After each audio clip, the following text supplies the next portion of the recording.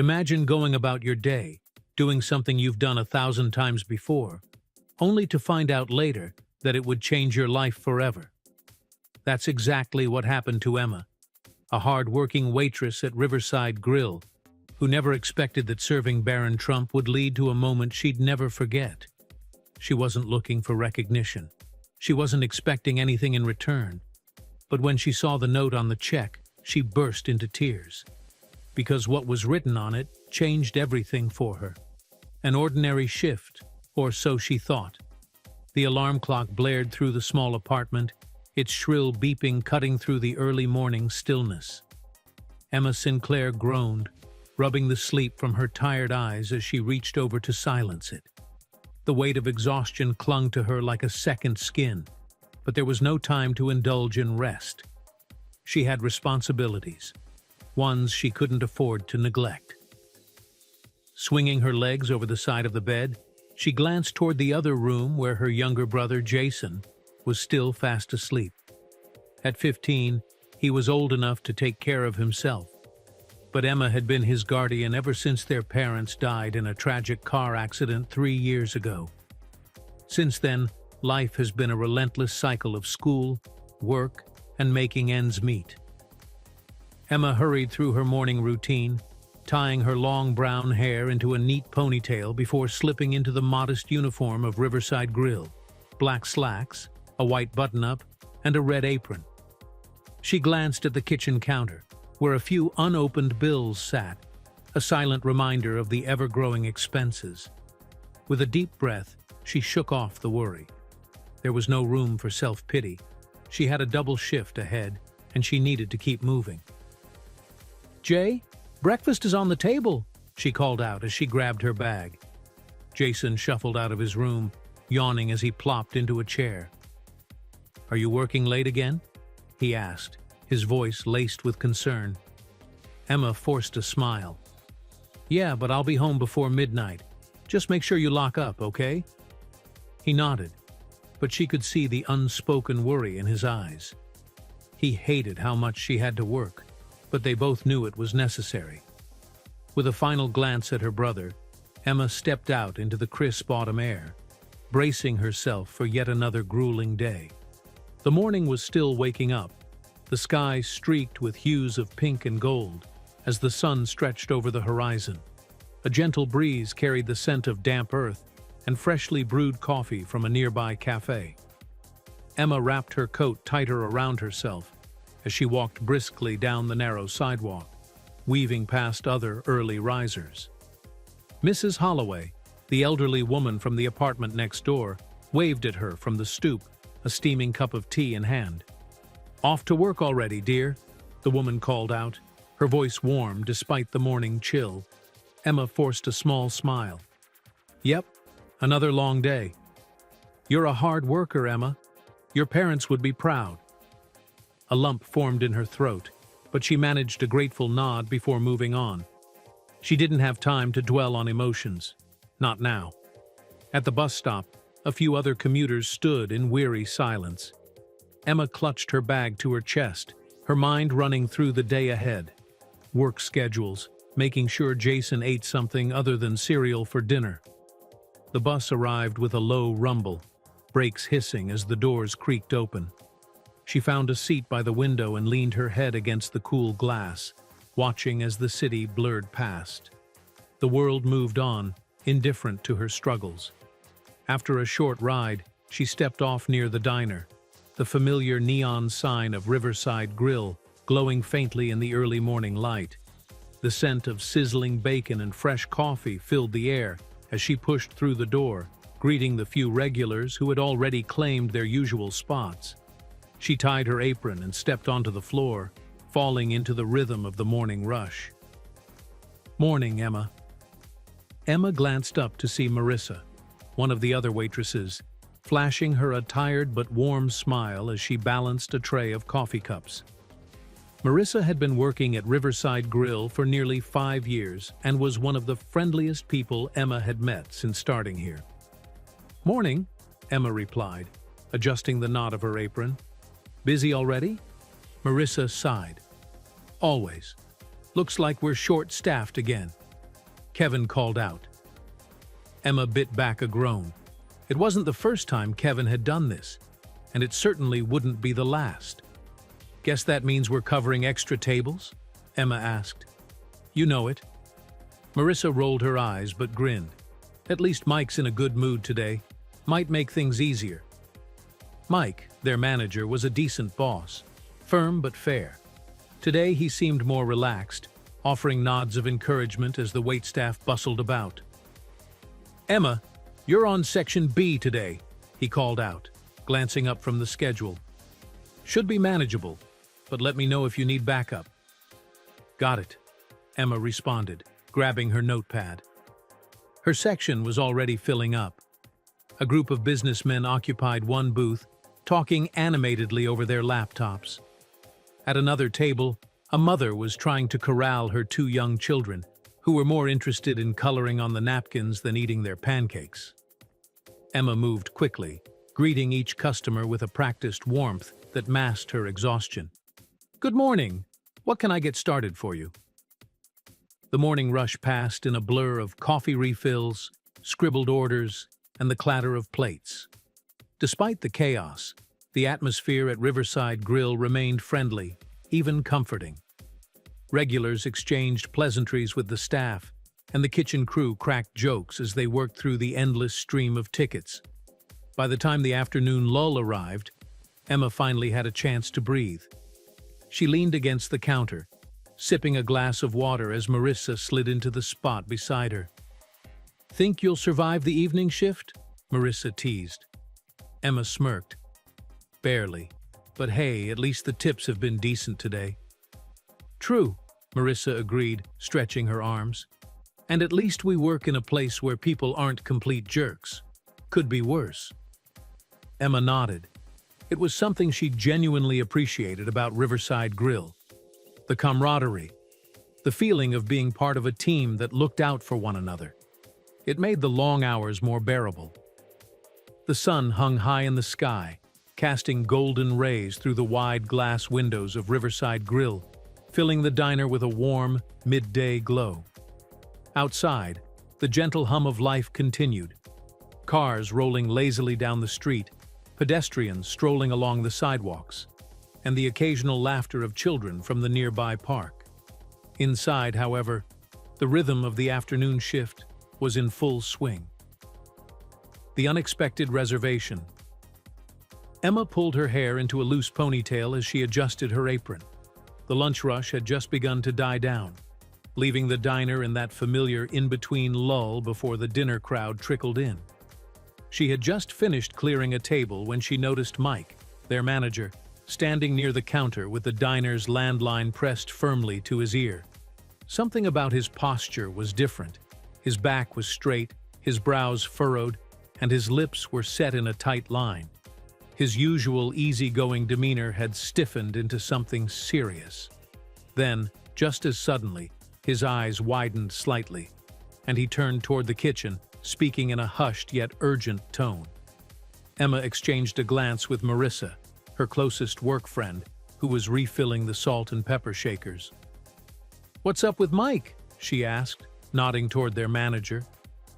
Marissa shrugged, but there was curiosity in her gaze. "Beats me, but it looks important." Mike ended the call, inhaled sharply, and without hesitation, clapped his hands together loudly. The sound echoed across the diner, catching the attention of every staff member. "All right, everyone, listen up," he called out, his voice firm. Emma wiped her hands on her apron and stepped closer, Marissa falling into place beside her. The cooks poked their heads out from the kitchen, while the other waitresses and busboys gathered around the counter.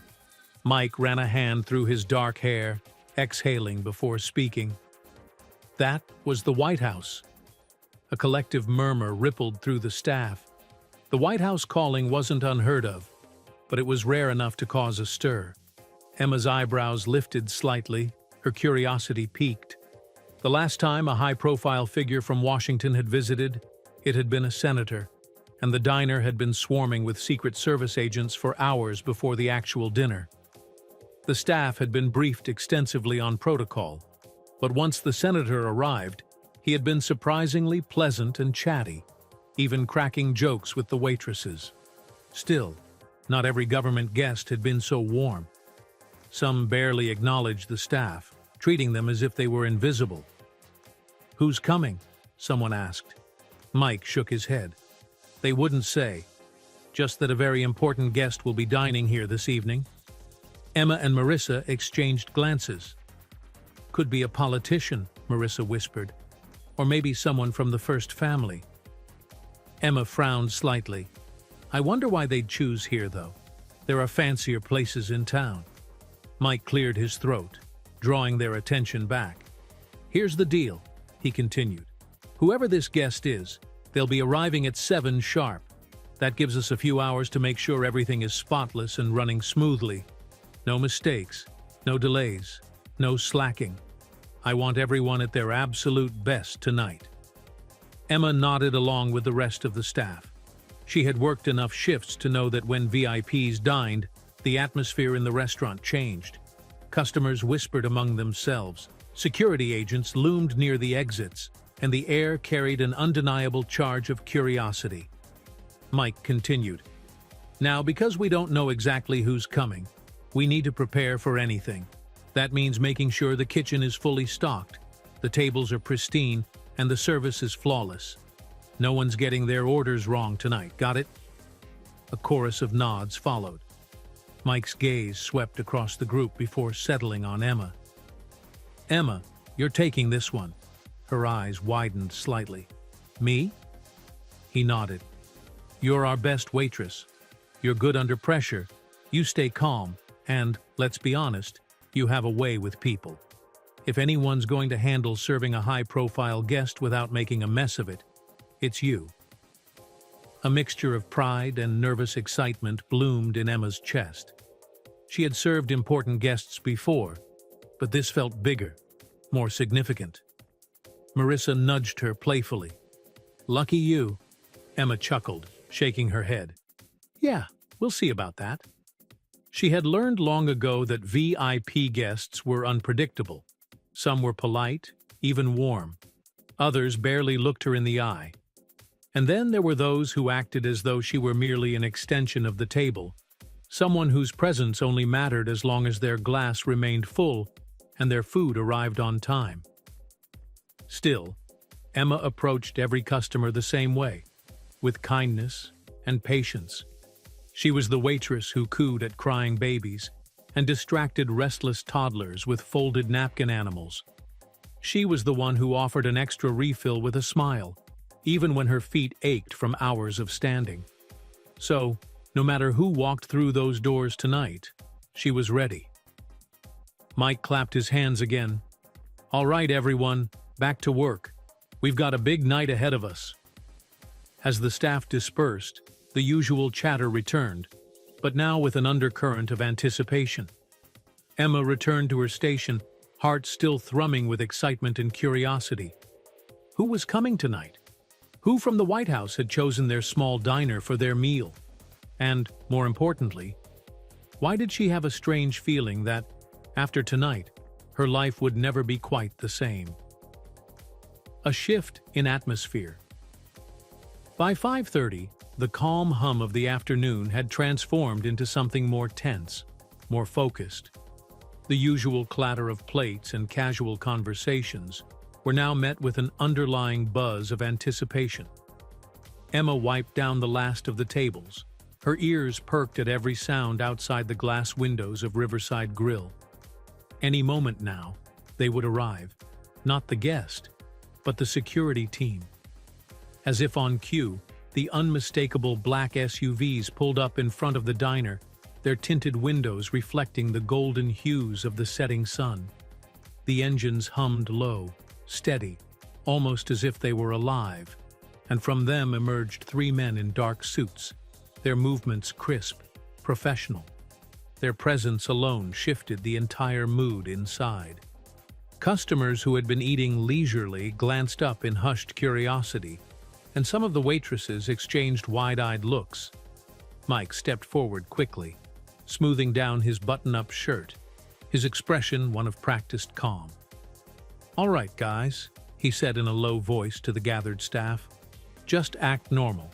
They're here to check the place before the guest arrives. Whatever they ask, just do it." Emma swallowed the small knot of nervousness in her throat. She wasn't scared, just hyper-aware of how important this was. The leading security agent, a tall man with closely cropped dark hair and a sharp jawline, stepped inside first, his keen eyes scanning the restaurant with military precision. His gaze darted from the emergency exits to the layout of the seating, the positioning of windows, the height of the counters, every small detail that most people overlooked. Mike stepped forward, extending a hand. "Evening, gentlemen." The man took it firmly, nodding once. "I'm Agent Calloway. We'll be conducting a quick sweep of the premises before our VIP guest arrives." "Of course, take all the time you need," Mike assured. The other two agents split up, one moving toward the kitchen while the other strode toward the booths, testing their distance from the front entrance. Emma stood near the counter, watching them work. It was fascinating how thorough they were, checking under tables, inspecting the bathrooms, even running a hand along the edges of the booths as if looking for something out of place. After a few moments, Calloway turned back to Mike. "Everything seems in order. Let's go over the setup." Mike nodded. "Absolutely." He motioned toward Emma, who straightened instinctively as he introduced her. "This is Emma Sinclair. She's our best waitress, and she'll be the one assigned to your guest tonight." Calloway studied her for a brief second, his gaze assessing, measuring. "You've served high-profile guests before?" Emma met his eyes confidently. "Yes, sir. I've waited on senators, CEOs, and even foreign diplomats. I know how to handle different kinds of guests." He gave a small nod of approval. "Good. Our VIP won't need anything out of the ordinary, but I assume you've been briefed." "Yes," she replied. "Politeness, discretion, and efficiency." Calloway's lip quirked slightly. "That'll do." He turned back to Mike. "We'll station 2 agents inside and have another monitoring from across the street. You won't even know we're here." Mike nodded. "Sounds good." Emma exhaled as the conversation wrapped up.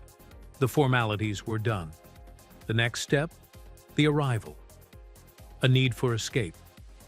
Meanwhile, miles away from the diner, Barron Trump sat in the back seat of his government-issued vehicle, watching the world blur past him through the tinted window. The afternoon sun dipped lower, casting an amber glow over the cityscape.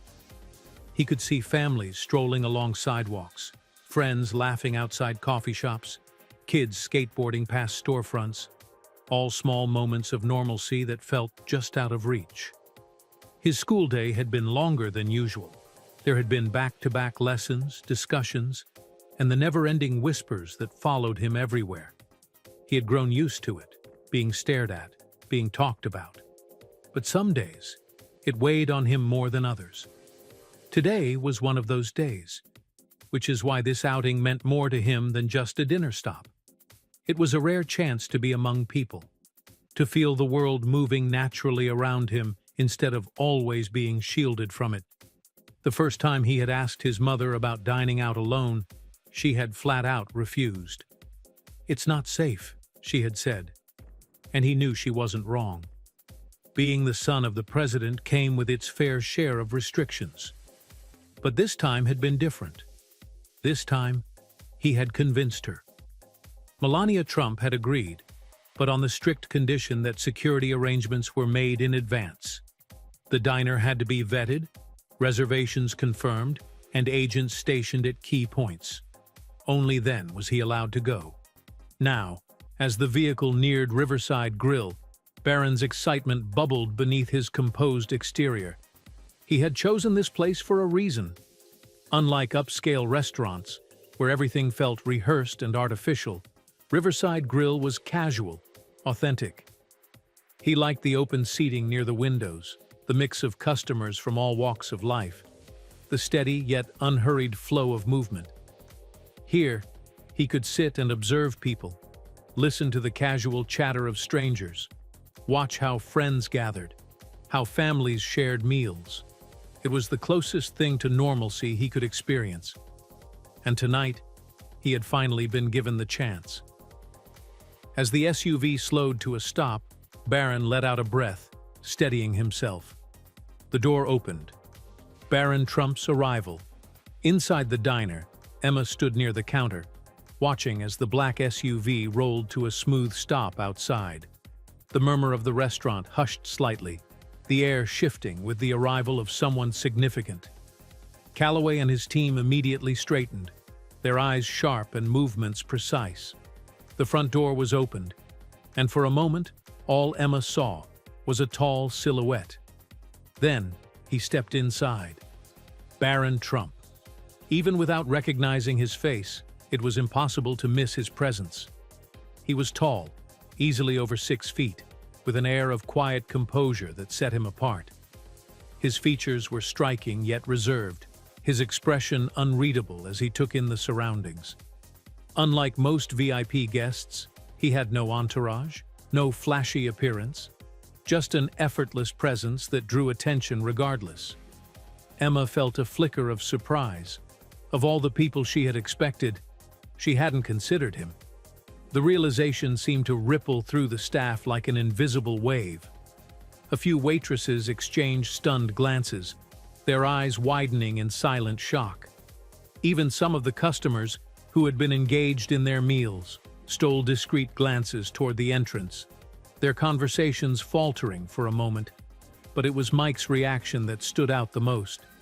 For a man who had worked in high-end dining for years, serving all kinds of VIPs, from senators and foreign dignitaries to top military officials and business tycoons, he had built a reputation for unshakable composure.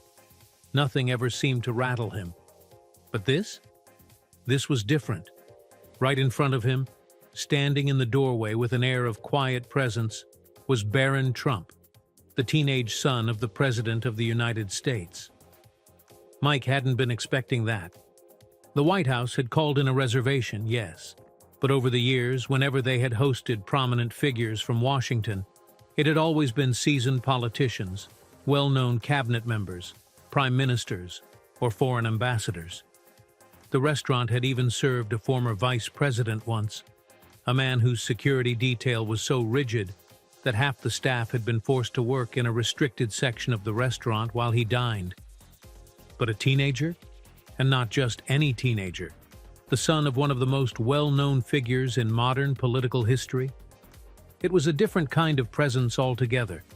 With senators and foreign officials, there was a certain predictability, a rigid formality that came with handling government elites.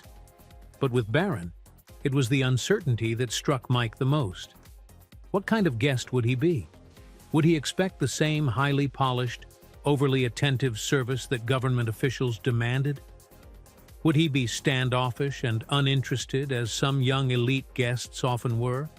Or would he be the type to reject formality entirely, just looking for a quiet place to exist for a while? Mike's thoughts raced for only a second before he forced himself to recover, smoothing out his features as if nothing had happened. Regardless of who was standing in front of him, his job remained the same. Emma swallowed and straightened, reminding herself he was just another customer. Mike approached with his usual professionalism. "Welcome to Riverside Grill, sir. Your table is ready." Barron nodded slightly. "Thank you." Mike turned toward Emma. "Emma here will be your waitress for the evening." Emma offered a polite, warm smile. "Good evening. Right this way." Barron met her gaze briefly before following her toward the reserved booth in the back. As Emma led the way, weaving through the neatly arranged tables and booths of Riverside Grill, a strange unease settled in her chest. She had waited on senators, mayors, and wealthy businessmen before, and while some were polite, others barely acknowledged her existence. But this, serving Barron Trump, felt different. The media often painted him as reserved but warm, a young man who had grown up in one of the most scrutinized families in the world, but had somehow kept his dignity intact. But was that truly the case? Emma had seen enough in her time as a waitress to know that money didn't always mean manners. Would he be one of those privileged kids who barely looked at her, who spoke with an air of entitlement, treating the staff like they were invisible? Or would he be kind and approachable, the way the news outlets sometimes suggested? She caught herself glancing at him discreetly, trying to read past the stoic expression. The tall frame draped in casual but clearly expensive clothing, the way he carried himself, not with the arrogance she expected, but with something else entirely. Number. He didn't seem like the type. There was something about the way he moved, the way he sat down, as if he preferred not to draw attention to himself, even though his very presence demanded it anyway. But as much as she tried to stay in the moment, seeing Barron stirred something deeper within her. She thought of Jason, her younger brother. By now he was home, waiting for her to return from work, probably fighting sleep the way he always did. It had become a routine between them, one that had started years ago, when they lost their parents, and it had been just the two of them against the world. Jason never slept properly until she was home. It was his way of making sure she was safe, his silent way of holding on to the only family he had left. And she understood, because deep down, she did the same for him. Her heart clenched at the thought. Why couldn't they have been the privileged ones? Not necessarily the president's children, not born into generational wealth, but at least given a fair shot at life. A life where she didn't have to work 3 shifts a day just to keep the lights on. She sighed inwardly. But wishing didn't change reality. And right now, reality was that Barron Trump was sitting at her table, waiting for her attention. With a quiet inhale, she pushed the thoughts aside, centering herself back into the moment. Her steps became lighter, more practiced, her familiar warm smile returning as she turned to face him. "You are welcome once again, sir," she said, her voice smooth and professional, yet carrying a genuine warmth that had always set her apart in this job. Barron sat comfortably in the booth, his long frame slightly hunched forward, elbows resting on the polished wooden table as his eyes took in the surroundings of Riverside Grill. For once, he was exactly where he wanted to be. No suffocating security details hovering too closely, no glaring press lenses tracking his every move, no formal state dinners where every fork placement and conversation was scrutinized.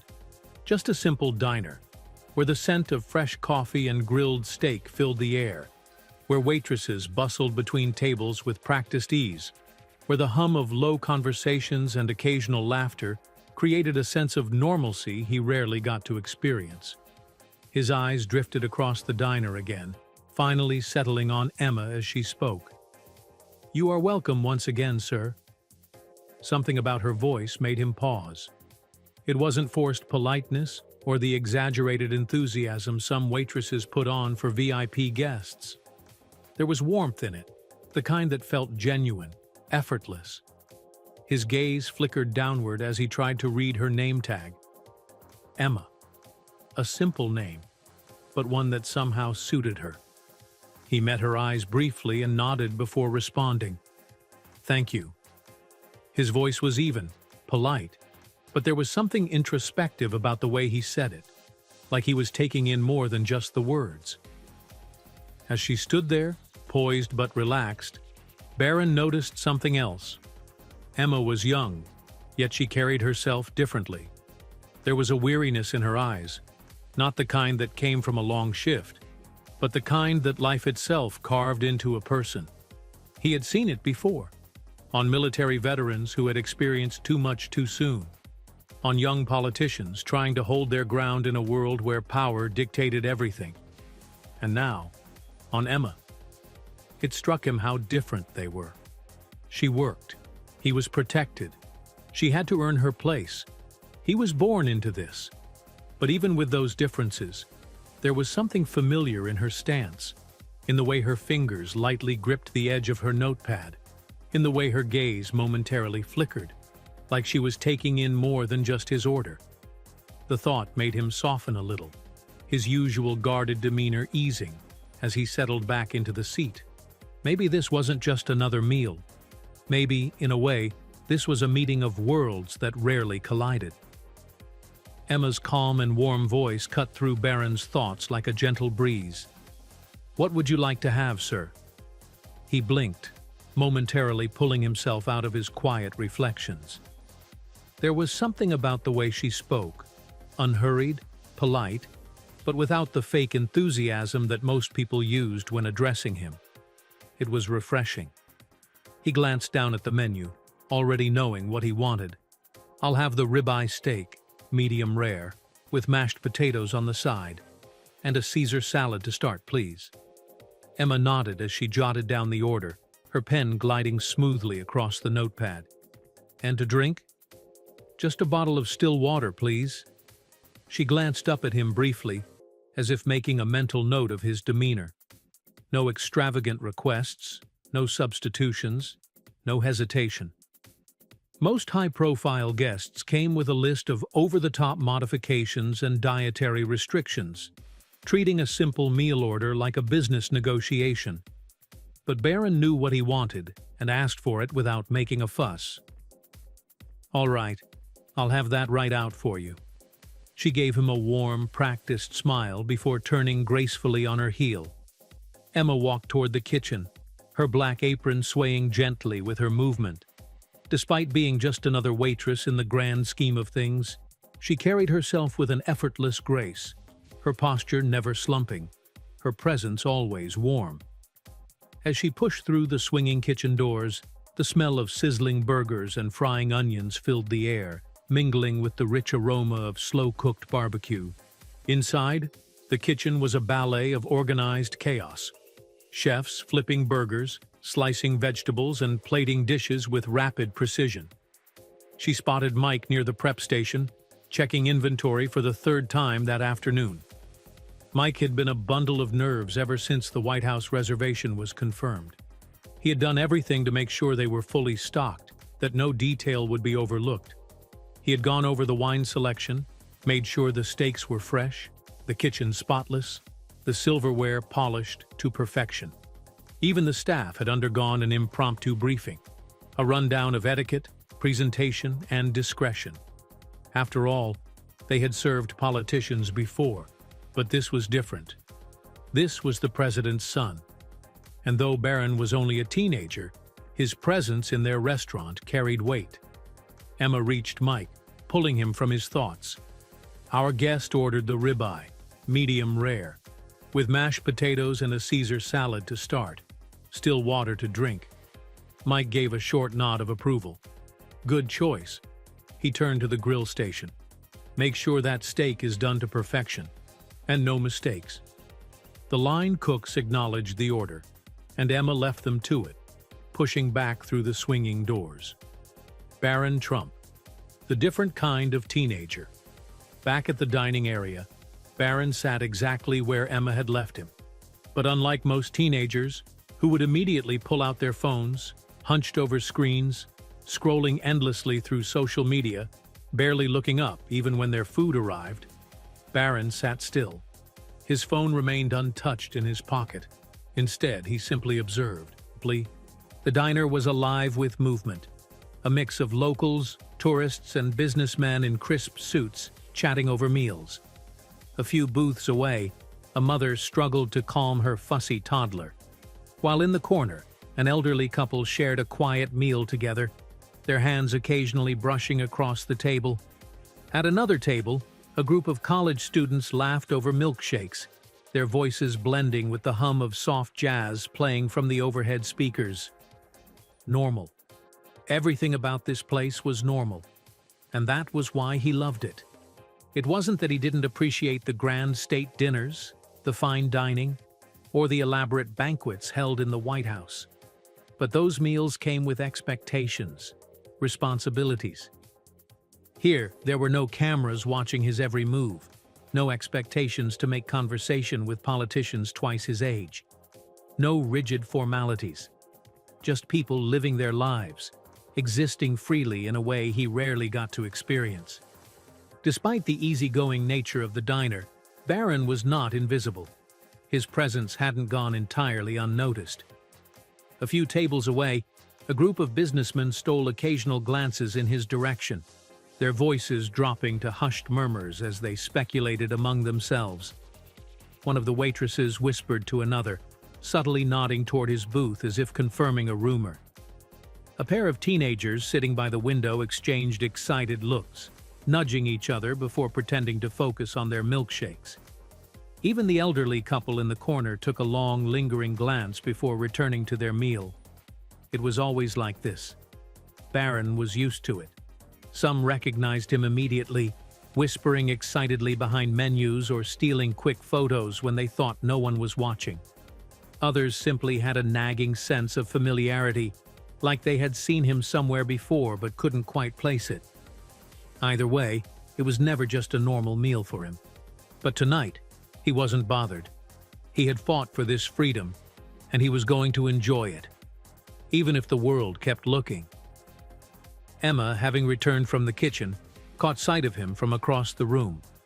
She noticed the way people watched him, the way their curiosity flickered through brief glances and hushed whispers. It wasn't aggressive or invasive, but it was there, and she understood it.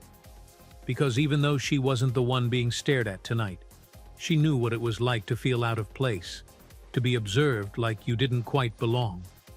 Maybe that was why she felt a strange sense of empathy toward him. Maybe that was why, when she approached his table again, she made sure her voice carried the same warmth, the same calmness. Just like before. Just like he was any other guest. The scent of perfectly seared ribeye filled the air as the chef plated Barron's meal with meticulous care. The medium-rare steak, glistening under the warm restaurant lights, was placed beside a generous serving of creamy mashed potatoes, their smooth texture hinting at the buttery richness within. A crisp Caesar salad, lightly dressed and topped with delicate shavings of Parmesan, rested on the side, a fresh contrast to the hearty main dish. The plate was picture perfect, and Mike himself gave it a final once-over before signaling to Emma. "It's ready. Serve it up, and let's make sure he has everything he needs." Emma, ever graceful in her movements, took the plate carefully, balancing it effortlessly on her tray, alongside the chilled bottle of still water and a crystal-clear glass. With a steadying breath, she stepped back onto the dining floor, her practiced smile returning as she approached Barron's table. Emma and Barron's polite exchange. As she set the plate down before him, her movements were fluid and precise, not a single clang or misplaced touch. Barron, who had been quietly observing the world around him, turned his gaze to her. And then, something unexpected happened. "Thank you, Emma." For a brief moment, Emma's breath hitched. Not because of the words themselves, but because of the way he said them. Calm, genuine, direct. But what truly caught her off guard was the fact that he had said her name. Most guests at the restaurant barely glanced at the waitstaff. Even when they were polite, their words were impersonal, mechanical, like a trained habit rather than real gratitude. But this felt different. She had served senators, foreign diplomats, CEOs, men and women who had spent their entire lives being catered to, yet none of them ever acknowledged her like this. It wasn't forced. It wasn't done just to impress or to follow some well-rehearsed etiquette. Barron meant it. And that small detail, that simple recognition of her name, made her chest feel unexpectedly warm. She met his eyes for a second longer than usual before nodding. "You're welcome. Enjoy your meal." As Emma turned away, making her way back toward the counter, her mind drifted far from the restaurant. She thought of her brother, Jay. Was she raising him well? Was she teaching him to be as polite, as well-mannered as Barron? She had tried so hard since their parents' tragic accident, stepping into the role of guardian, protector, provider, all at once. It hadn't been easy. She had been barely out of her teenage years herself, working long shifts just to keep them afloat. There had been nights she had come home so exhausted that she could barely string a sentence together. But she always made time for Jay. She had to, because their mother had always done the same for them. Their mother, Loveland, The name itself brought a mixture of warmth and sadness, like a song she loved but couldn't bear to listen to anymore. Loveland had been the best there was, not just a mother, but a teacher, a nurturer, a protector. Her patience had been endless, her love boundless. Even after long days of grading papers, preparing lesson plans, and dealing with students, she had never been too tired for Emma and Jay. There had always been time for bedtime stories, for freshly baked cookies, for long talks about their dreams and fears. She had taught them that kindness wasn't about grand gestures, but about the little things, saying thank you, like you meant it, remembering people's names, making others feel seen. Maybe that's what had struck Emma about Barron's simple thank you. It reminded her of what her mother had always taught them, and she wondered, was she doing the same for Jay? Was she raising him to be the kind of young man who treated people with respect, no matter who they were? Was she giving him enough time, enough love?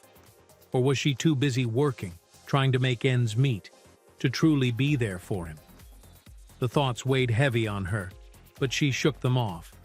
She had no choice but to keep going. She had to do this for him. Because just like Barron, Jay deserved a chance to grow up into someone who saw people, really saw them. And she was going to make sure he did. Emma returned to the counter, stealing one last glance at Barron. He was eating slowly, thoughtfully, savoring each bite like he had all the time in the world. He wasn't in a rush. He wasn't buried in his phone like other teenagers would be. He was simply present. For the first time that evening, Emma allowed herself a small, genuine smile. Maybe, just maybe, there were still young men in the world who had been raised right, and she was determined to make sure her brother would be one of them. But almost immediately, the warmth of the moment was replaced by a Barron's quiet observations. Barron picked up his fork and knife, cutting into his food with slow, deliberate movements. The meal looked amazing, but that wasn't what had his attention. It was the diner itself. He wasn't like other teenagers who buried themselves in their phones, mindlessly scrolling while eating. Instead, he soaked in everything around him. The chatter of the other guests, the clinking of plates, the way the waitstaff moved across the floor with practiced efficiency. He had always found comfort in places like this, not in the fancy restaurants his father's status required him to visit, but in regular, everyday spots where life happened in the simplest ways. That's what had drawn him to Riverside Grill. Unlike the elegant, high-end restaurants he was used to, this place had a warmth that those others lacked. The checkered floors, the scent of fresh coffee brewing in the corner, the quiet hum of conversations blending into one another. It all felt real. For a moment, he let himself just be a person. Not the president's son, not someone constantly watched and analyzed, just Barron. And then, his gaze flickered back to Emma. She was moving across the diner now, weaving between tables with the kind of grace that made her job seem effortless. But Barron had been raised around people who wore masks, and he recognized one when he saw it. Emma was tired. Not the kind of tiredness that came from just a long shift, but the kind that settled into your bones. The kind that came from carrying more than you should. She reminded him of someone. At first, he couldn't quite place it, but then it hit him. Melania. His mother had always held herself with the same quiet strength. People often mistook her elegance for coldness, but Barron knew the truth. She carried so much weight on her shoulders, always ensuring that things appeared perfect even when they weren't. Emma had that same quiet resilience, the way she smiled at guests even though she looked exhausted, the way she treated every person with kindness, regardless of who they were. It was something he admired, and something about it made him wonder about her story. Unsurprisingly, people were watching him. He could feel it, the way guests at nearby tables kept sneaking glances in his direction. Some tried to be subtle about it, whispering behind their hands, while others were less discreet. A few had even pulled out their phones, pretending to take pictures of their food, but angling their cameras ever so slightly toward him. He was used to it. Growing up as the president's son meant that he was never just another face in the crowd. Even when he wasn't with his father, people knew who he was. They stared, they whispered, they speculated. It had bothered him when he was younger, but now he just let it happen. Still, he wished he could tell them to just let him be. Back in the kitchen, Emma walked up to the counter where the cooks were plating meals. One of them, a middle-aged man named Joe, raised an eyebrow as she approached. "How's it going out there?" he asked, wiping his hands on a towel. Emma hesitated for a moment before answering. "Different." Joe smirked. "Figured as much. That kid's got a whole Secret Service team outside. You'd think the president himself was here." She laughed softly, though it felt hollow. "He's polite," she admitted, surprising herself with the observation. Joe let out a low whistle. "That's rare. Most rich kids come in here acting like they own the place." Emma thought about that. Barron didn't act like he owned the place. In fact, if she didn't know who he was, she would have just thought he was a quiet, observant teenager looking for a place to relax. As she turned to head back out, Mike's earlier words echoed in her head. "We need to be at our best tonight." She wasn't sure why, but it felt like this wasn't just another shift. Barron's continued observations. By the time Emma returned to the floor, Barron had finished half of his meal. But instead of eating quickly or checking his phone like most teenagers, he was still watching the world around him. Emma noticed how he would glance toward the entrance every now and then, as if he were waiting for something or someone. What was it like, she wondered, to grow up under such scrutiny? She tried to picture what life must be like for him, never being truly alone, always having security, always being expected to act a certain way. Did he ever just get to be a kid? She had spent most of her life wishing for the kind of wealth and privilege he was born into. But was it really as perfect as it seemed? Emma sighed, shaking her head slightly. It wasn't her place to wonder about his life. She had her own to worry about. And yet, something about this night felt different. Something about Barron being here felt significant. She just didn't know why yet. However, she continued her job for the day. As Emma cleared a nearby table, she noticed something out of the corner of her eye. Barron was writing something. His fingers moved quickly over a napkin, his gaze focused as he penned something down. It wasn't just a quick scribble. Whatever he was writing, it was deliberate. And for some reason, a shiver ran down Emma's spine. Emma's moment of uncertainty. Emma's breath hitched as she watched Barron's fingers move across the napkin, his pen gliding smoothly with purpose. It wasn't just idle doodling or some absent-minded scribble. It was deliberate. Something about the way he wrote, his posture, the slight furrow in his brow, the careful attention to each stroke of ink, sent a shiver down her spine. She wasn't sure why. The restaurant had hosted important figures before: senators, ambassadors, high-ranking military officials. She had learned to carry herself professionally, to remain composed under the weight of their presence. But this felt different. She had been at ease just moments ago, effortlessly slipping into her role as a server. Now her stomach twisted with uncertainty. Why was he writing? A ridiculous thought crossed her mind. Was it a complaint? Had she done something wrong? Her body tensed involuntarily, her fingers tightening around the tray she held. No, that couldn't be it. She had done everything right. She had been polite and efficient. But what if she had been too slow or too distracted? Her thoughts had drifted once, just once, when she had thought about Jay, about whether he was still awake, waiting for her to return home. Has Barron noticed? Had she hesitated too long before responding to him? Some customers were incredibly perceptive, and some were easily offended, taking the smallest lapse in attention as a slight against their importance. She had seen it happen before. A waitress fired because a high-profile customer claimed she had looked at them the wrong way. A cook let go because a dish was slightly overcooked. People like Barron, people with wealth, privilege, power, didn't live in the same world as her. A simple complaint from him could be enough to cost her everything. Her pulse pounded in her ears. She couldn't lose this job. The thought alone sent a fresh wave of panic washing over her. She envisioned the unopened bills sitting on the tiny wooden table at home, piled haphazardly, waiting to be acknowledged. She already knew what they contained: electricity, water, groceries, and the rent. Her landlord had slipped a final notice under their door just yesterday.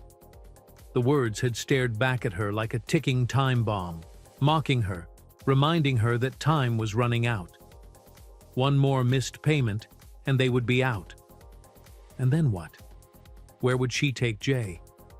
Their small apartment wasn't much, but it was theirs. A place of familiarity, of safety. She had done everything to keep their home intact since their parents passed away. She had worked extra shifts, skipped meals, stretched every last penny, because she had no other choice. She was all Jay had. If she lost this job, if Barron was writing some sort of complaint, her knees felt weak. She tried to tell herself she was overreacting, that it was just a note. But anxiety had a way of distorting reality, twisting something as small as a folded napkin into a catastrophe waiting to unfold. Emma forced herself to take a deep breath, grounding herself. Think positive. Maybe, just maybe, it wasn't a complaint. Maybe Barron was just writing something to himself, or leaving instructions for someone. Maybe he was scribbling a reminder. Maybe it was nothing at all. But that small, fragile hope warred with something darker inside her. The bitter knowledge that hope had failed her too many times before. She had hoped once. She had sat in the hospital room, clutching her mother's fragile hand, whispering reassurances that everything would be okay. The doctors had told her the same thing. "We're doing everything we can. Stay positive." She had believed them. She had clung to those words like a lifeline, like they were a promise etched in stone. And then, just a few days later, she had walked out of that hospital alone. Hope had done nothing for her then. Hope had only made the fall harder. Barron sat there, calm, composed, unaware of the storm raging inside her. But what if? What if this was the moment everything came crashing down? Barron's departure. The night air outside River's Edge Grill was crisp, carrying the faint scent of the nearby water and the distant hum of the city. Inside, the warm glow of the restaurant lights softened the quiet activity as the final hour of service neared.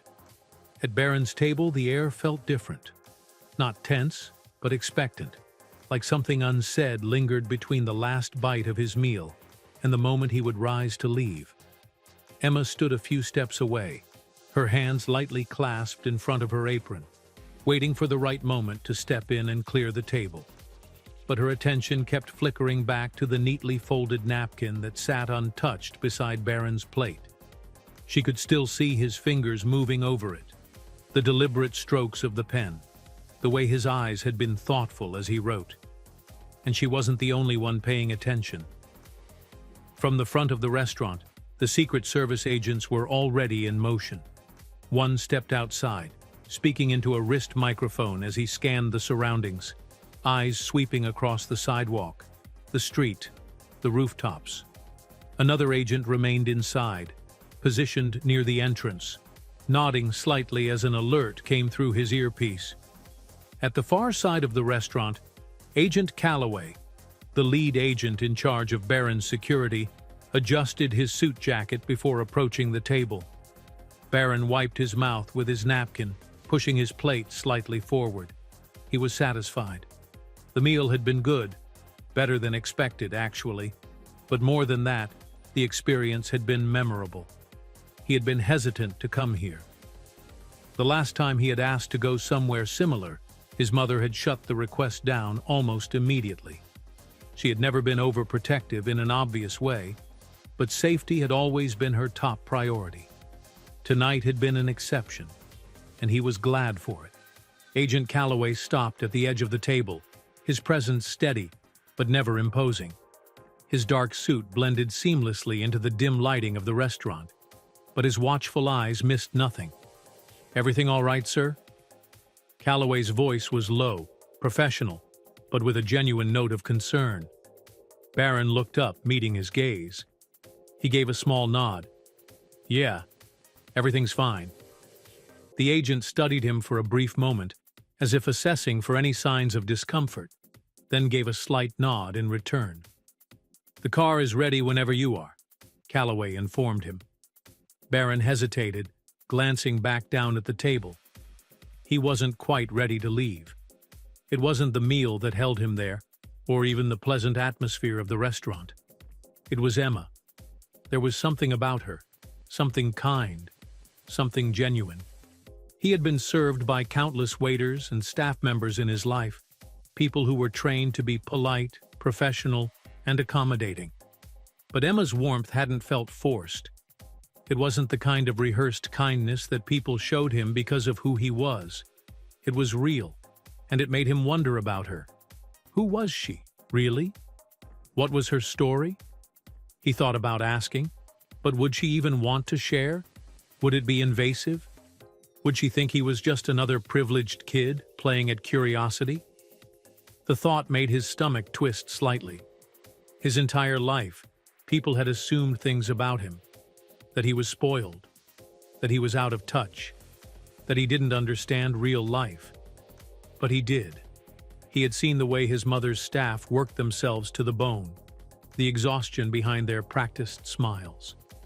He had overheard the stories, the whispered conversations when they thought no one was listening. Emma was not like them. There was something different about her.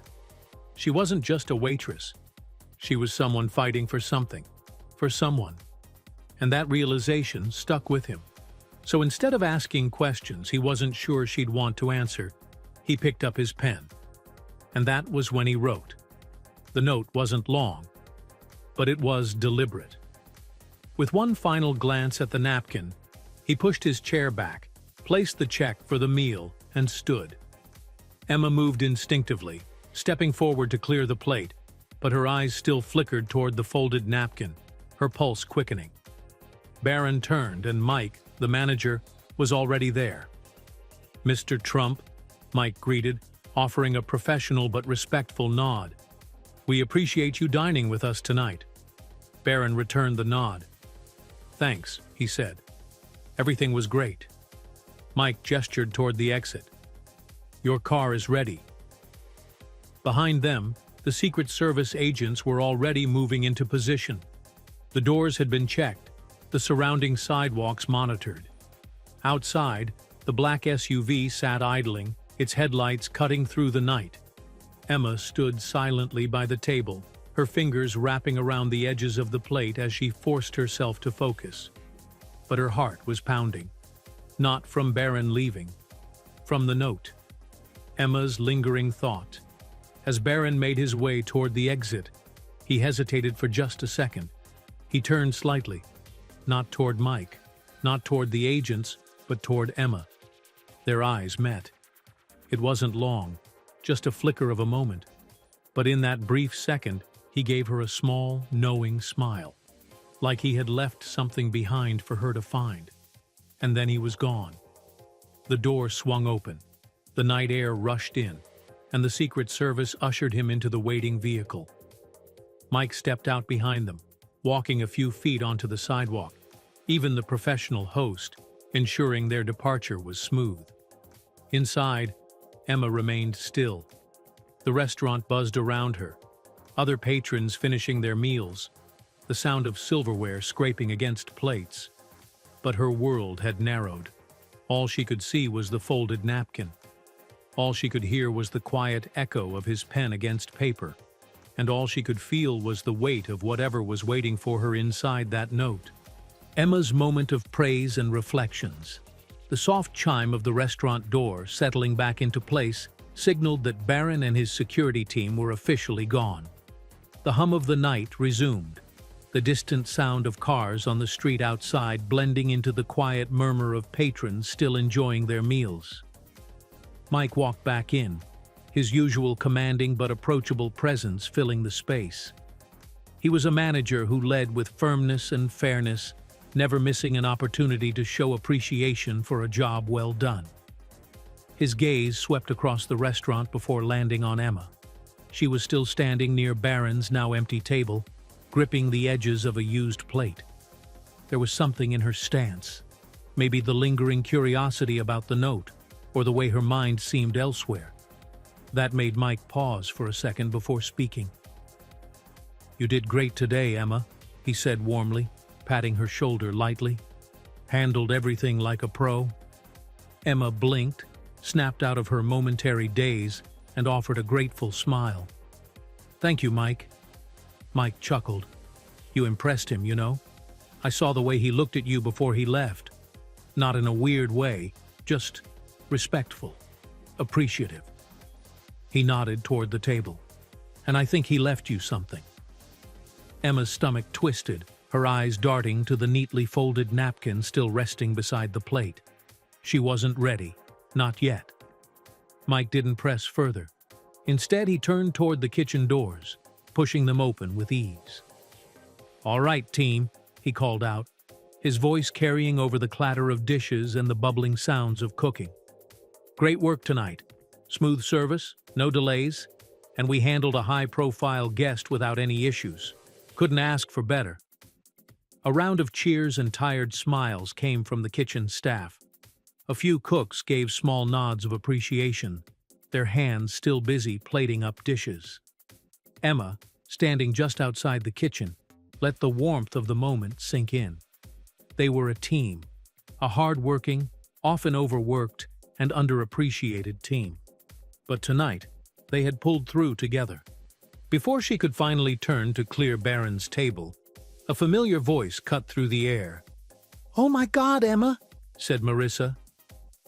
Emma barely had time to react before her co-worker and closest work friend practically bounced up beside her, eyes wide with curiosity. Marissa had been busy at the far end of the restaurant, taking care of a group of rowdy customers. But now that she was free, she wasted no time cornering Emma for the details.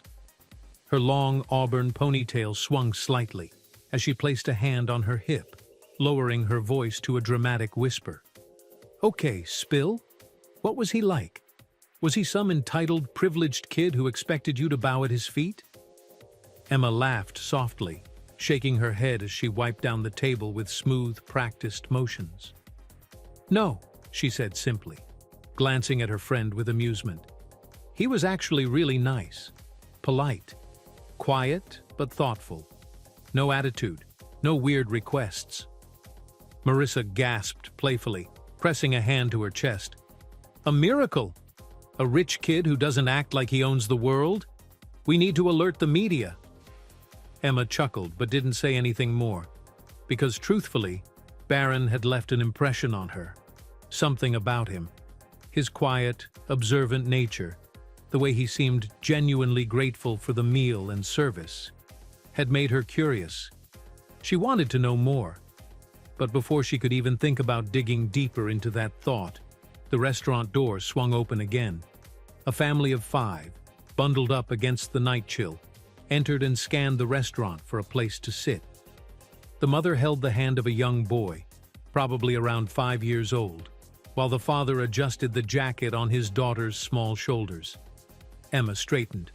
Time to work. "Chatouans." Marissa groaned dramatically. "Ugh, fine. Go be professional, but you're telling me everything later."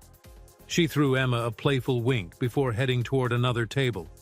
Emma took a steady breath, straightened her apron, and moved toward the new guests with her signature warm smile.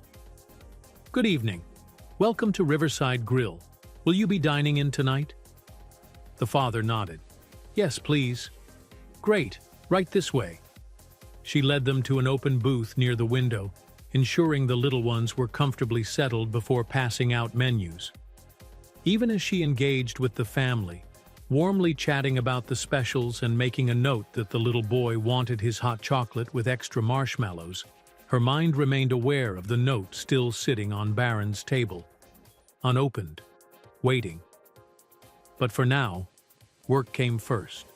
She'd get to it, once this lovely family was taken care of. As she returned to the kitchen to grab drinks for the table, her phone buzzed in her apron pocket. Curious, she pulled it out and glanced at the screen. A text from Jay. "I'm still waiting for you, big sister." He sent alongside lovely and still emojis. Emma's heart swelled. A tired but genuine smile stretched across her face, and for a moment, her exhaustion faded. No matter how long her shifts were, Jay was always her reason to push through. She typed back quickly, "Go to bed, Jay. You need your rest. I'll be home soon." MJ's message had given her a second wind. No matter how tired she was, she would finish strong. And then, she would finally face the note. As Emma moved gracefully through the restaurant, ensuring the family she had just served had everything they needed, her mind began to drift. She watched as the little boy eagerly spooned macaroni and cheese into his mouth, his tiny legs swinging beneath the table, completely absorbed in his meal. The older sister, maybe around 10 years old, was nibbling on her burger, occasionally glancing up at her parents with an easy smile. The father leaned in to say something to his wife, and the two shared a quiet laugh. It was such a simple scene, ordinary, unremarkable, and yet it stirred something deep inside her, a memory, a time when her family used to do the same thing. Before death took her parents, she could still see it vividly, the way her father's eyes crinkled at the corners when he laughed, his deep voice filling the space with warmth. How her mother always had this way of making every little thing special, even a simple dinner at their favorite diner. And Jay. Oh, Jay. Back then he had been so little, so full of boundless energy. Whenever they went out for dinner, Jay would practically bounce in his seat, his excitement impossible to contain. He always wanted to order something new, even if he ended up asking for extra ketchup and smothering whatever he got in it.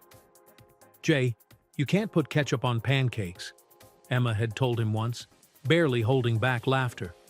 "Why not?" Jay had asked with wide, innocent eyes. "Ketchup makes everything better." Their father had chuckled, shaking his head. "Maybe not everything, buddy." But their mother had simply smiled and slid him the bottle of ketchup. "Let him try," she had said. "That's how you discover what you like and don't like." And so Jay had drenched his pancakes in ketchup, taken one bite, and immediately scrunched up his face in horror. Everyone had burst into laughter, deep, belly-aching, joyous laughter. They were so happy then. Emma's throat tightened at the memory, but that happiness didn't last. One day, without warning, everything changed. Their parents were gone. The house that had once been full of warmth and laughter became a place of unbearable silence. At first, Emma had refused to believe it. She had held on to hope because the doctor had told her that her parents would make it, that they were fighters, that everything would be okay. But that promise had been a lie. They hadn't made it. And Emma had lost more than just her parents that day. She had lost her sense of security, her childhood, her belief that the world was fair. Most of all, she had lost the version of herself that believed things always worked out in the end. For a long time after, it had felt like she and Jay were just surviving, not living. They had barely scraped by, relying on whatever savings their parents had left behind, along with the small insurance payout that had vanished faster than she'd expected. It had taken everything in her to keep them afloat. And still, there were nights when she worried. Would they be okay? Would Jay have a future? Would there ever be a time when she could breathe without feeling like she was drowning? And yet, despite everything, despite the struggles, the heartbreak, and the endless nights of worrying about how to make ends meet, there was always a voice in the back of her mind, a whisper. Everything is going to be fine. She didn't know where it came from. Maybe it was her mother's voice, lingering in the corners of her heart. Maybe it was just her own stubbornness, refusing to give in to despair. But she believed it. She had to. Because if she didn't believe that she and Jay would find happiness again, then what was the point of all this? They would be happy again. She didn't know how or when, but she knew it wouldn't be far from now. Change was coming. She could feel it. But what she didn't realize was that the change she so desperately hoped for had already arrived. And it had come in the form of a note left behind on Barron Trump's table. The moment of truth. At Riverside Grill, it was customary that servers cleaned the tables they served, a policy designed to keep the restaurant running smoothly. It ensured that every team member stayed responsible for their workspace and kept the flow of service efficient. For Emma, it had become second nature. Clear the plates, wipe down the surface, reset for the next guest. But today, this simple routine felt different. Today, there was something extra waiting for her at the table. The note that wouldn't let her be. As she walked toward the now empty table where Barron had been seated, her mind wrestled with the question that had been gnawing at her since she first saw him writing. What could he have written? Maybe, just maybe, it wasn't bad news. Maybe it was something good. But daring to hope was dangerous. Too many times in the past, she had allowed herself to believe in something good, only for the rug to be pulled from beneath her feet. She had believed the doctors when they had told her that her parents would make it. She had believed the landlord when he had promised that they wouldn't have to move if they just caught up on rent. She had believed the job recruiter who said they would call back, only to never hear from them again. Her hopes had been dashed too many times for her to blindly trust in luck anymore. Still, she couldn't ignore the weight of the note sitting there, waiting for her. "We'll know right away," she told herself, quickening her pace. Emma's shift was ending in 20 minutes. She wondered if she should read the note here, in the dressing room before she clocked out.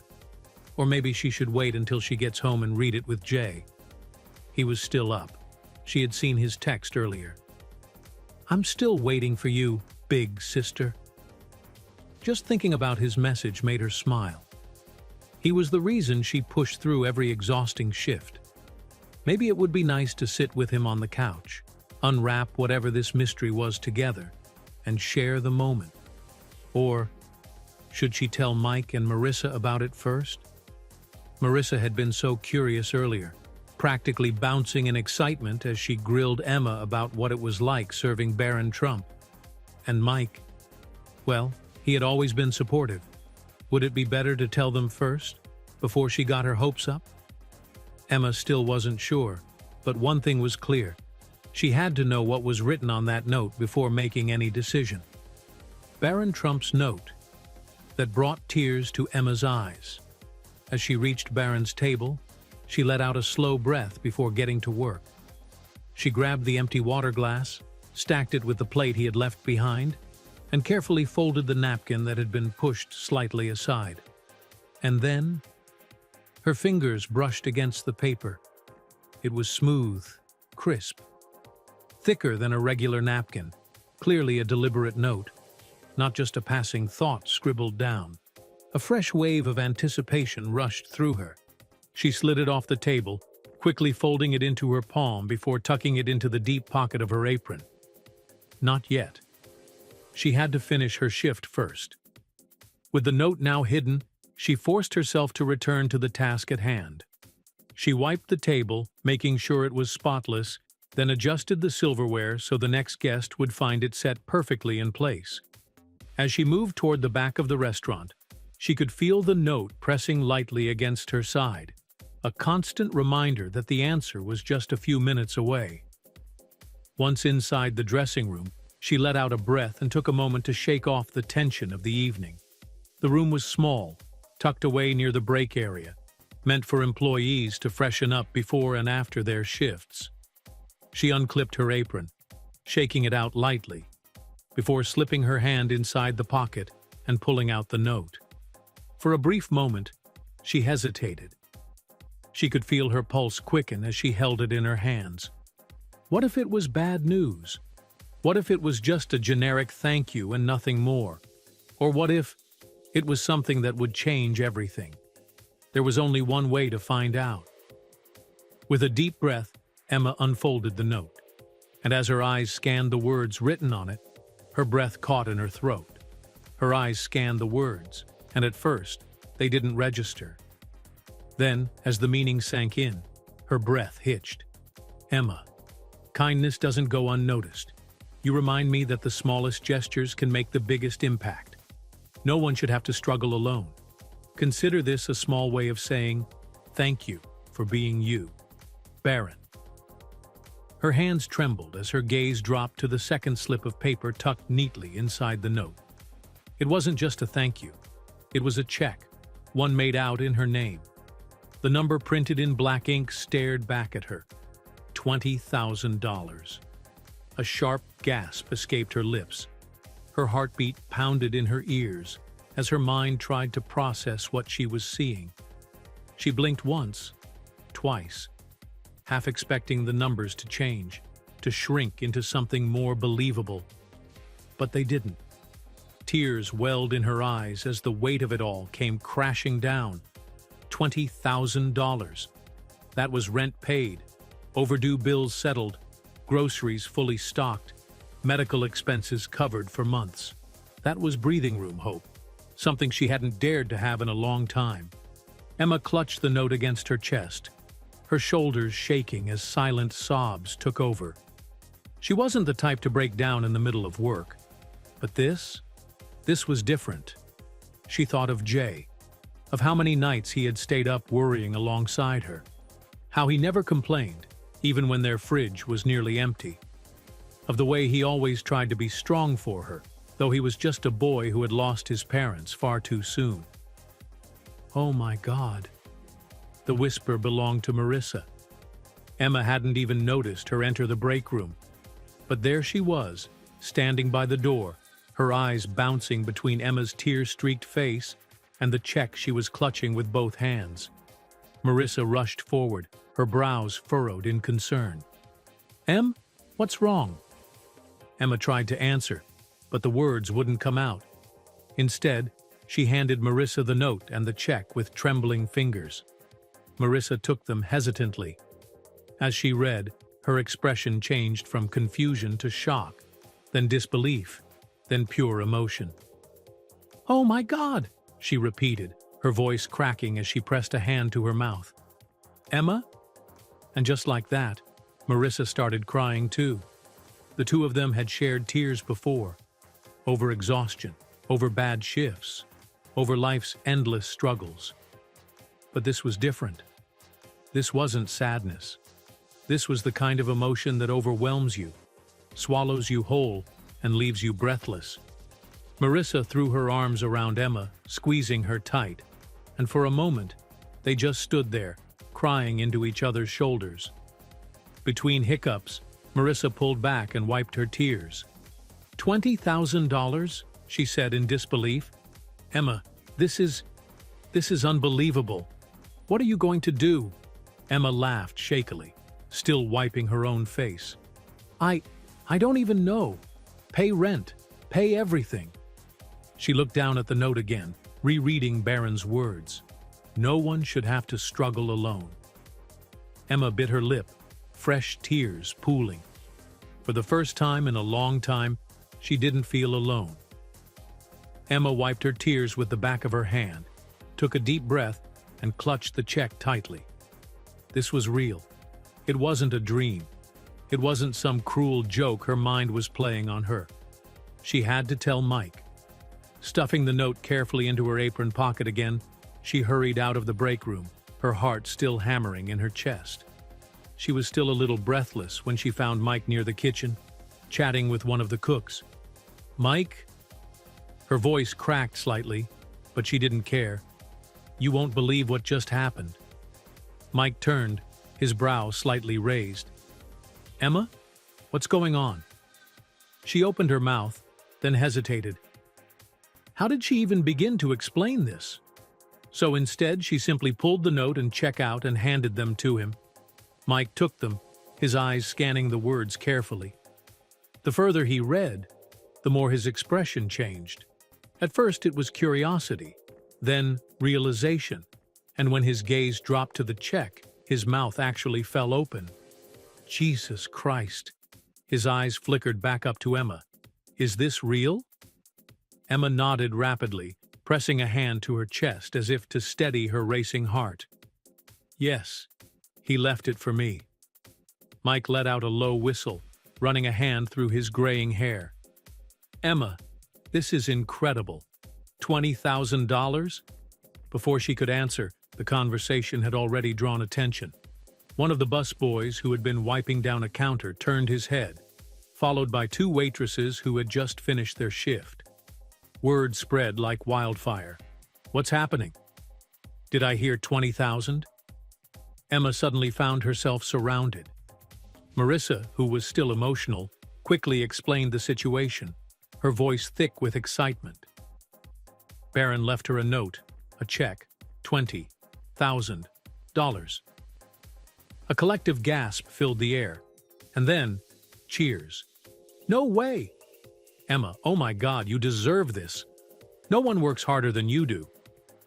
One of the older waitresses, Diane, clapped Emma on the back with a proud grin. Honey, if anyone deserves a break, it's you. I've seen you juggle double shifts, deal with the toughest customers, and still smile through it all. Emma could hardly process it. The happiness, the warmth, the way everyone genuinely celebrated with her. Mike gave her a nod, still looking impressed. Well, I'd say this is a hell of a tip. He smirked. Are you going to finish your shift or run home and tell Jay? Emma laughed, wiping at fresh tears. Oh, I am absolutely running home. Mike waved her off with a chuckle. Then get out of here. And Emma? She turned back. You deserve this. Remember that. She swallowed hard, nodding, before rushing to grab her things. Emma barely felt her feet touch the ground as she sprinted toward the bus stop. Her hands were gripping her bag tightly, where the check was safely tucked away, as if someone might swoop in and snatch it from her. Her heart was pounding for an entirely new reason now. Excitement, relief, uncontainable joy. As she stood at the bus stop, waiting for the next ride home, her mind raced. I can pay rent. I can pay off the bills. I can get Jay everything he needs for school. I can... A lump formed in her throat as she realized what this really meant. For the first time in so long, they weren't barely scraping by. She checked her phone, debating whether to call Jay or surprise him.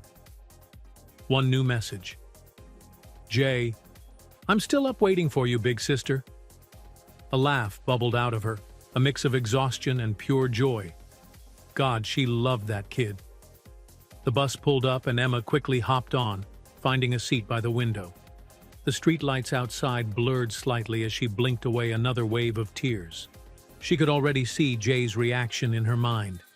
The way his eyes would widen, the way he'd probably freak out and ask a million questions. And for once, Emma wouldn't have to hide her struggles. By the time she reached their apartment building, her legs could barely keep up with her own excitement. She dashed up the stairs, her breathing quick, her fingers fumbling with the keys. Click. The door swung open. Jay was already waiting in the living room, sprawled on the couch in his usual hoodie and sweatpants. His phone was in his hands, but the second he saw her, he sat up. Emma, finally! I was about to... He froze, his brows pulled together. Wait, have you been crying? Emma laughed, her voice shaky with happiness. Not the bad kind. Jay's eyes narrowed slightly in suspicion. Okay, so what's going on? She walked over and handed him the note. He read it, then read it again. His expression shifted from confusion to shock to complete disbelief. And then Emma handed him the check. Jay let out a sound that could only be described as a choked gasp. What? He shot up from the couch. Emma, this isn't real. This is a joke, right? $20,000? Emma nodded, still grinning through her tears. Jay ran a hand through his curls, his mouth opening and closing like he was trying to form words, but failing miserably. "This is crazy," he finally breathed. "Emma, we're rich." Emma let out a snort. "Jay, we're not rich. But for once, we're okay." Jay paused, and in that moment, the excitement melted into something softer. He looked at Emma, really looked at her, the big sister who had sacrificed so much for him, who had taken on the weight of the world to keep them afloat. And then, just like that, he threw his arms around her. Emma hugged him back, squeezing tightly, feeling the weight of years of struggle finally begin to lift. For the first time in forever, everything was going to be okay. Barron's reflection, a mother's strength, in a stranger. Barron stepped out of the sleek black car and into the grand entrance of his family's estate. The familiar quiet of the mansion settled around him, the kind of silence that often felt vast and empty. He walked through the marble hallway, his shoes tapping softly against the polished floors, his mind still back at Riverside Grill, at that table, at that lady. Emma. He had met countless people in his life, dined in the finest restaurants, and been served by waitstaff who barely looked him in the eye. But Emma was different. He had seen it the moment she approached his table, her warm yet professional demeanor, the quiet dignity in the way she carried herself. But it was her eyes that had struck him the most, eyes that had known struggle, eyes that had carried the weight of responsibility too young, eyes that reminded him of someone very dear to him, his mother. Barron walked into the living room, where Melania sat with a book resting in her lap. She looked up as he entered, immediately noticing the pensive look on his face. "Barron?" Her voice was soft, inviting. "Something on your mind?" He sat down beside her, exhaling deeply. "I did something today." Melania raised an eyebrow, intrigued. "And what would that be?" He hesitated, then pulled out his phone, opening the photo of the check before handing it to her. Melania took the device, scanning the screen. Her lips parted slightly. $20,000? She looked back up at him. "To a waitress?" Barron nodded. "Her name is Emma." And then he told her everything. About how Emma had handled the rush of customers with patience and grace, never showing frustration even when things got overwhelming. How she had spoken to him without hesitation, treating him like just another person rather than the son of a billionaire. But most of all, how he had seen his mother in her. "She reminded me of you." His voice was quieter now. "The way she kept pushing forward, even though I could tell life had thrown everything at her." Melania's expression softened. Barron continued, his fingers clasped together as he leaned forward. "You know, I always knew you were strong, but I never really understood just how much you carried. You moved to a new country, learned a new language, built a life, and still made sure I had everything I needed." He swallowed. "And today, I saw that same strength in her." Melania reached out, placing a hand over his. "Oh, Barron." Her voice was full of warmth. "That is one of the kindest things I have ever heard you say." She squeezed his hand gently. "I am so proud of you. Not because you gave money, but because you truly saw her." She smiled, brushing a strand of hair from his forehead. "The world could use more people like you." Barron gave a small nod, feeling a warmth settle in his chest. He had never really thought of himself as someone who could change a life. But today, he had. And somewhere across town, that change was already unfolding. A new beginning for Emma and Jay. Back in their tiny apartment, Emma stared at the bank app on her phone, her fingers slightly trembling. The $20,000 sat there, real and untouched. It still didn't feel real. Jay sat beside her, equally stunned, looking at the screen as if he expected the numbers to disappear. "I mean, do we just pay everything off at once?" Emma let out a shaky laugh. "That's exactly what we're gonna do." And so for the first time in years, Emma went through the list of overdue bills and began paying them off one by one. The landlord? Paid. Electricity? Paid. Water? Paid. With each transaction, a new weight lifted from her shoulders. And then there was Jay's tuition. Emma hovered over the payment screen for a moment, blinking back tears. She thought about all the nights she had stayed up worrying, all the times she had told Jay they would figure it out, even when she didn't know how. And now, paid. Jay let out a laugh, a real joyful, unburdened laugh. He turned to Emma, his eyes shining. This changes everything, Em. She nodded, exhaling deeply. Yeah, it really does. For the first time in forever, they weren't just surviving, they were living. And as Emma looked at the remaining balance, another thought crossed her mind. I can finally go back to school. Jay's eyes widened. Wait, seriously? She nodded, a small, hopeful smile forming on her lips. Yeah, I can take some courses, get a degree, and find a better job. It wasn't just about the money. It was about a future that finally felt possible. Even the smallest act of kindness can create a ripple effect that changes lives in unexpected ways. Barron Trump had no idea how much his gesture would mean, and Emma never imagined that a simple shift at work would lead to something so life-changing. It's proof that you never know what someone else is going through, or how much a little generosity can mean. Have you ever experienced a moment of kindness that left a lasting impact? Share your story in the comments, and let's keep the cycle of kindness going.